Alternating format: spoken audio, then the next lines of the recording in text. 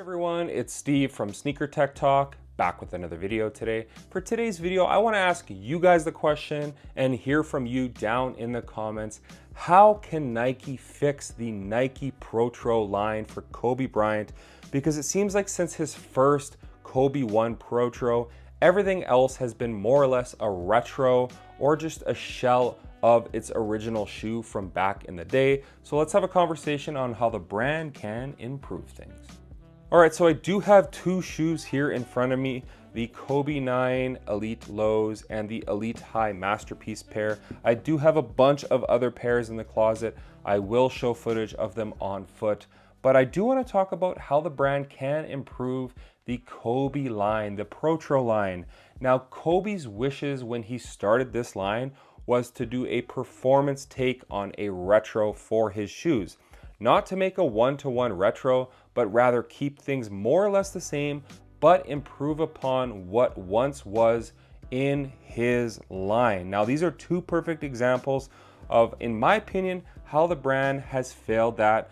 Even with the engineered mesh version, we will go over all things on how they can improve upon making things better for his line. Now, the first thing would be to put like XDR or just better rubber on his shoes. Now, the Kobe 1 Protro already had a very rugged outsole. The originals had it, the Protros had it, a superb traction pattern on those. But this shoe here with these really thin lines and the heat mapping of the foot.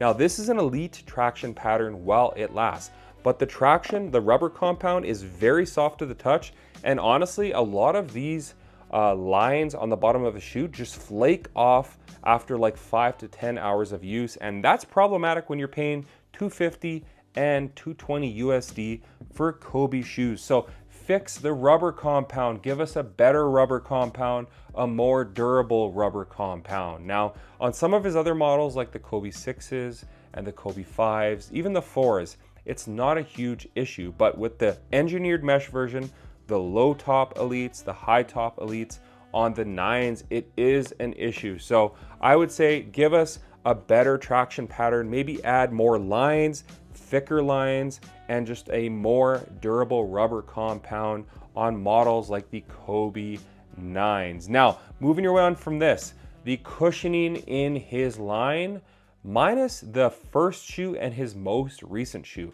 Now, the Kobe 1s, they upgraded from heel and forefoot zoom to a full-length Zoom Air unit in the Kobe 1 Protro and bringing you closer to the floor.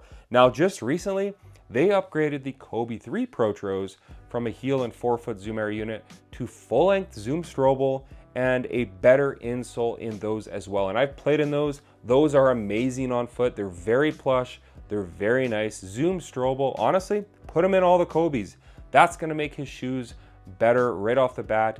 And that's where I want to go, is just the fact that honestly, put forefoot and heel Zoom Air or full-length Zoom Strobel. Now, the Kobe 4s, 5s, and 6s, they did take out the tech. Now, the Kobe 4s, they left a heel Zoom Air unit, but nothing in the forefoot. In the Kobe's 5s and 6s, they gave us a Zoom Turbo unit up front, and they actually took out the Zoom Air in the heel, which for me is very problematic because I enjoy heel and forefoot or full-length Zoom Air, and I think the 5s and 6s, even the 4s, would be a lot more comfortable underfoot if you had both heel and forefoot, or just like I said, put Zoom Strobel in his shoes. It's low profile, it's comfortable, and it's just gonna make the experience much better. With the Kobe 9s, I would have loved to see this React drop in midsole, or even like a Zoom X drop in midsole, coupled with the full-length Zoom Strobel, because honestly, for the price point that we're paying for these shoes, $220 and I think around $250, it's astronomically high. And honestly, just putting a React drop-in midsole in the Kobe 9 is a cop-out in my opinion. It's not very comfortable, and for the price point, you can get shoes for less than half the price of these shoes right here, like the Nike Book 1 that I have next to me here, that have far better impact protection and just cushioning. So that is where I'm going, is the fact that the brand put heel and forefoot or full-length Zoom Strobel, and you'll never hear from me again on the Kobe Protro line. Now, another thing Kobe did with the Kobe 1 Protro is he did slim down the midsole and just the overall weight of the Kobe 1s. Now, the 4s, the 5s, the 6s, even the 3s did slim things down a little bit and become a little bit more lightweight, but they didn't really do it here on the 9s or the 4s, 5s, and the 6s. And I think if you can eliminate a little bit of weight on the midsole, that would make the shoe even more lightweight and more playable here today. Because even with these Kobe's right here, they're not overly heavy, but in a US size 11 for the low tops, they're 14.6. The high tops are 16.2. So a bit more on the heavier side because of the top ankle color for sure. The Kobe 6s, the 5s, the 4s are a bit more lightweight than these two right here, but I think if you could make his shoes a bit more lightweight without as much padding and just less materials on the outsole and bring your foot closer to the floor with that Zoom Strobel unit, you would be able to achieve a better fit, better court feel, and better cushioning in his line. Another way the brand could improve upon things is just making the uppers of some of these shoes, specifically these ones right here, updated with better fly knit. Now, the upper of these shoes are basically the originals with that really crispy and glued down fly knit material. It's not very breathable. It's pretty hot in these shoes actually.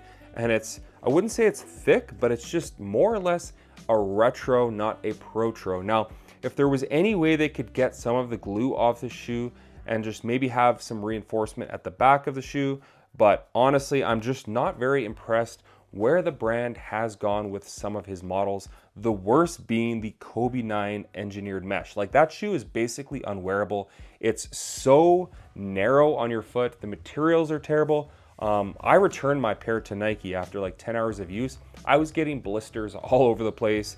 The TPU strand at the toe box was terrible. Just a bad shoe altogether. Now, that shoe is way more widely available in the Kobe 8s and 9s in the low tops. Now, the 9s, the engineered mesh version, is way more available. It's at all of the Foot Lockers, Sport Checks, you name it, here in Canada. I'm sure it's already on sale in the US, but it's just not that playable of a shoe in my opinion because it's so uncomfortable with the crispy upper on that engineered mesh. I remember playing in the originals back in the day. They broke in quickly and they were far more comfortable than what they gave us here in 2025. So sound off in the comments. Maybe I'm out to lunch on you guys liking the engineered mesh version more than I did, but I would love to hear from you. Another issue is the Kobe 6 upper. If there's any way to make that upper more like malleable and just not so rigid right off the bat, because if you've played in Kobe 6s, even the 5s, the upper, those like really thin kind of TPU uppers, they take forever, and I mean forever to break in. And once they break in, it's more of a custom fit.